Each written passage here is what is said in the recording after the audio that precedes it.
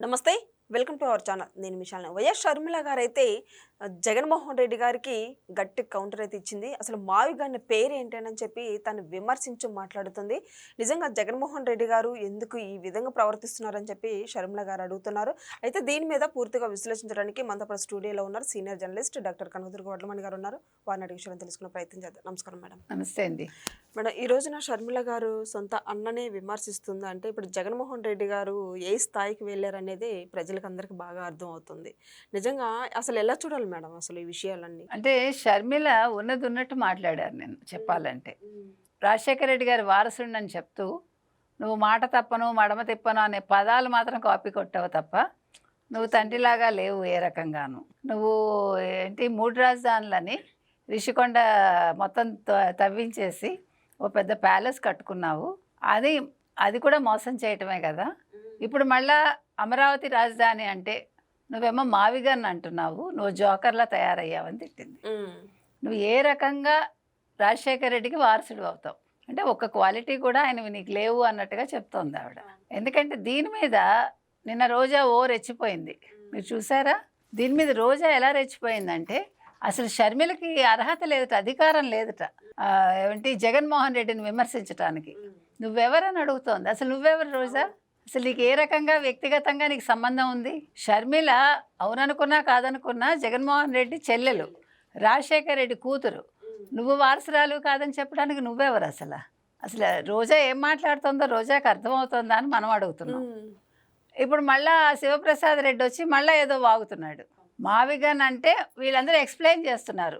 అసలు వణికిపోతుంది కూటమి. ఎవరిని చూసి వణుకుతుంది? మీరు వణుకుతున్నారు ఏంటి? 20,000 కోట్లతోటి ఒక రాజధాని కట్టేయచ్చని చెప్తున్నారు. ఈయన 2 లక్షల కోట్లు ఎందుకని నిన్ను ఎవడడిగాడు? నేను 2 లక్షల కోట్లు అన్న చంద్రబాబు నాయుడు అడిగాడా? జగన్మోహన్ రెడ్డిని అడిగాడా? నిన్ను అడిగాడా? నీకు ఎందుకు అసలు? మీకు ఎలాగ రాజధాని గురించి పట్టదు, మీకు అసలు ఆంధ్రప్రదేశ్ గురించే పట్టదు. ఇవాళ ప్రజలు అసలు వైసీపీ వాళ్ళని ఆంధ్రప్రదేశ్లో ఉండొద్దని చెప్తున్నారు.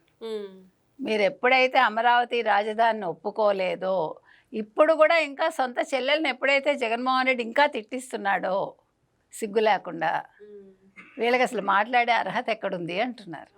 ఈరోజు ఈ మావిగన్ పేరుతోనే మొత్తం ఫ్లెక్సీలతో నిలిచిపోయి ఉన్న వాళ్ళ ఇంటి జగన్మోహన్ రెడ్డి ఇంటి దగ్గర కావచ్చు, విజయవాడ మొత్తం దీని మీద హైకోర్టు కూడా సీరియస్ అయింది మేడం. హైకోర్టు మావిగన్ అని కాదు, ఓవరాల్గా సీరియస్ అయింది. ఎందుకంటే ఒక చంద్రబాబు నాయుడు అంటే, ఒక రాష్ట్ర ముఖ్యమంత్రిని అంటే 5 కోట్ల ప్రజానీకాన్ని అన్నట్టని ఇవాళ కోర్టు పోలీసులకి చావచీవాట్లు పెట్టింది. మీరు అసలు 20లో ఇంత జరిగితే ఏం చేశారు?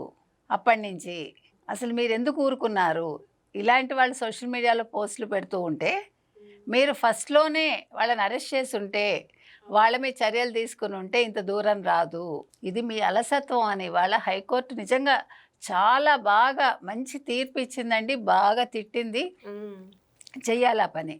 ఎందుకంటే ప్రభుత్వాలు వస్తాయి పోతాయండి, ప్రభుత్వాలు మారుతూ ఉంటాయి. కానీ అక్కడ ఉండాల్సింది వ్యవస్థ ఎప్పుడు కూడా ఒకటే వ్యవస్థ ఉంటుంది. ఇప్పుడు పోలీసు, నిన్న ఉన్న పోలీసు ఇవాళ ఉంటారు, అతనికి ఎప్పుడు 60 ఏళ్ళు వచ్చాక రిటైర్ అవుతాడు. ఆయన ఊర్లు మారచ్చు తప్ప ఎక్కడికి వెళ్ళిపోడు కదా, ఉద్యోగం వదిలేసి సాధారణంగా. కాబట్టి వాళ్ళే దేనికి వాళ్ళు జవాబుదారీ, వ్యవస్థకి జవాబుదారీ, వ్యక్తులకు కాదు.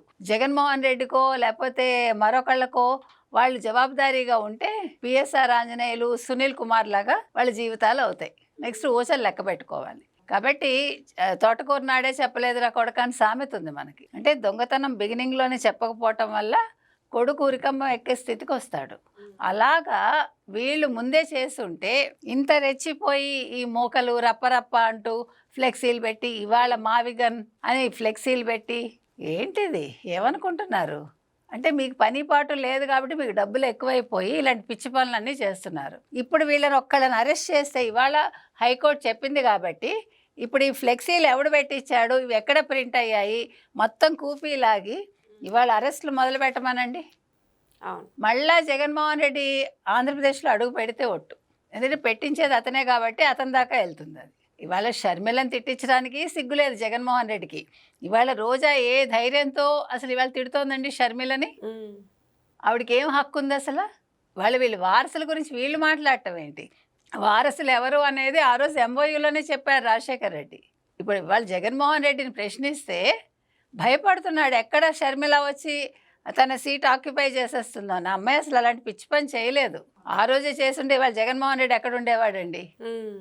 తప్పు చేసింది అమ్మాయి. అప్పటికి ఇంకా తల్లికి ఇంకా కొడుకు మీద ప్రేమ పాశం కదా. విజయలక్ష్మి గారు అల్లాడిపోయింది కదా మనిషి. ఇప్పుడు కదా వాస్తవాలు తెలిసాయి. 24 ఎన్నికల ముందు వాస్తవాలు తెలిసాయి. అంతవరకు అన్నగారు నెత్తిన పెట్టుకున్నారు. ఎవరు? షర్మిల పెట్టుకుంది, కొడుకుని ఆవిడ పెట్టుకుంది. అందుకని ఈ బంధాలు ఎలా ఉంటాయి అనేది జగన్మోహన్ రెడ్డి బాగా చూపించాడండి వాళ్ళకి. సో ఇవాళ రోజా మీద కేసు పడాలి, శివప్రసాద్ రెడ్డి మీద కేసు పడాలి, షర్మిలే ఆ పని చేయాలి.